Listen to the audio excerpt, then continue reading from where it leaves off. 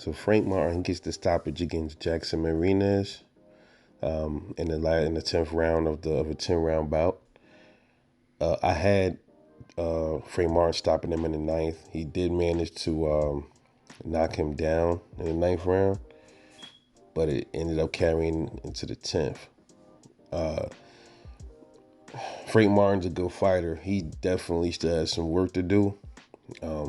The majority of the fight, man, Jackson Marinez was doing his thing. He's moving around well, as he usually does in the beginning of his fights.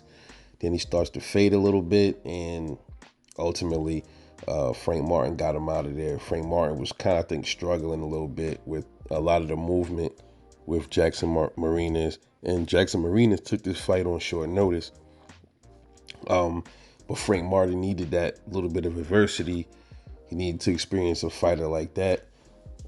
Somebody that moves around. He never was a real threat to Frank Martin as far as being a knockout, a power puncher, nothing like that. But he could have outboxed Frank Martin. But the problem is with Jackson Marinez is his engine, man. He starts to fade every fight.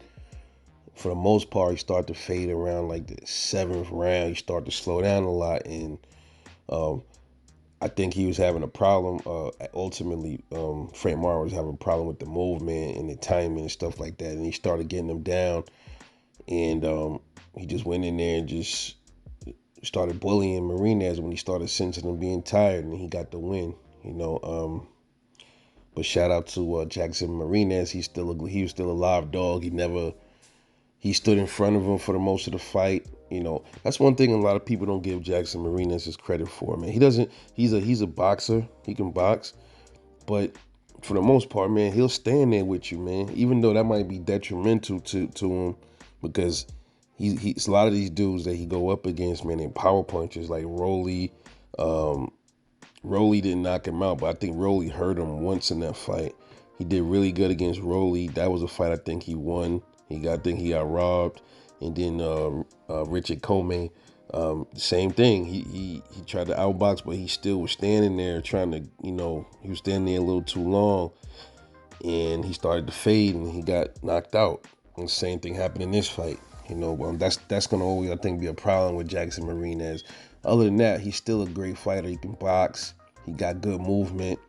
He got guts. He got heart. He got a good chin. But ultimately Frank Martin was the victor. So I don't know what's next for Frank Martin. He's moving up. He's at 16-0 now. I think 12 knockouts. So he's working with some decent power.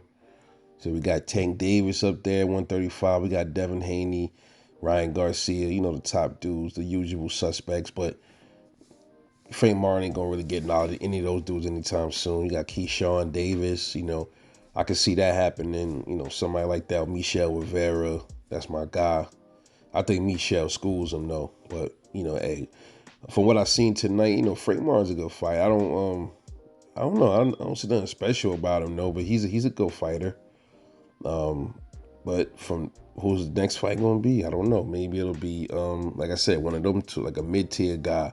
Because all of the top dudes is pretty much gonna be tied up. But I could see him getting a shot at one of them guys sometime next year. But let me know what you thought about the fight, man. This fight between Frank Martin and Jackson Marinez. Drop a comment, like, and subscribe, man. This is Rebel Life Boxing. I'll catch y'all later on the next one, man. And I'm out. Peace.